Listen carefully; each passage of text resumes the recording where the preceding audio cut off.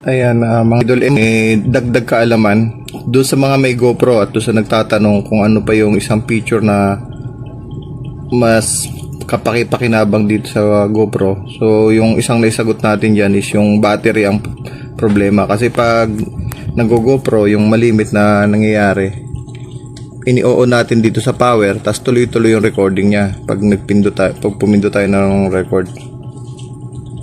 So, merong isang way para pag nagka-capture tayo, hindi natin pa gagamitin yung gilid na power switch. Kundi, ang gagamitin natin, itong shutter button. So, ibig sabihin, ito kasing shutter button na to, pwede mong gamitin na pang turn on at pang turn off. Ang difference lang, kung patay yung GoPro mo, pinindot mo to, sabay record na. Tapos pagkatapos ng recording mo, pindutin mo uli, mag-o-off na siya.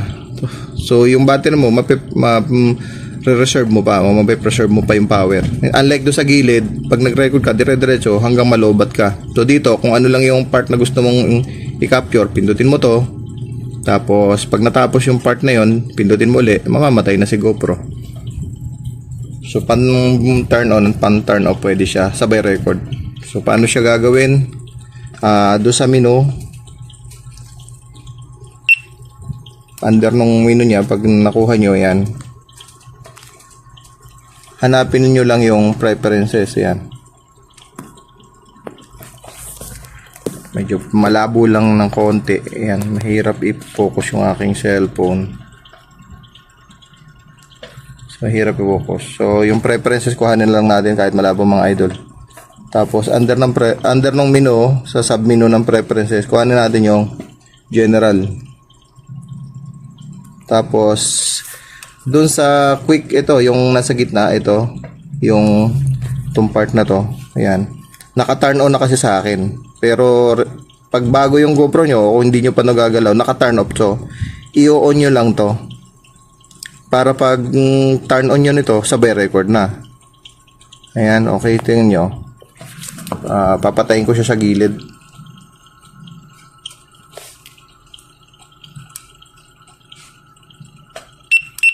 Ayan, namatay siya. So, pagka pinindot ko tong shutter, since naka-turn on yung quick capture, pinindot ko yung shutter. Mapapansin nyo, nagre-record na kaagad siya. Ayan o, pumupula na. So once nag-indicate ng pula, ibig sabihin yung recording niya, ayan o, hindi na lang natin mai-focus na masyado. Mayroon pa sa screen eh, nagre-reflect lang. Start na yung recording. Then kung tapos na yung recording nyo, pindutin nyo lang uli, mamatay na siya. Ayan o, diba tipid na sa battery. O yun lang mga idol, madali lang naman, pero malaking bagay at malaking tulong ito para sa GoPro nyo nang hindi kayo nauubusan ng battery agad.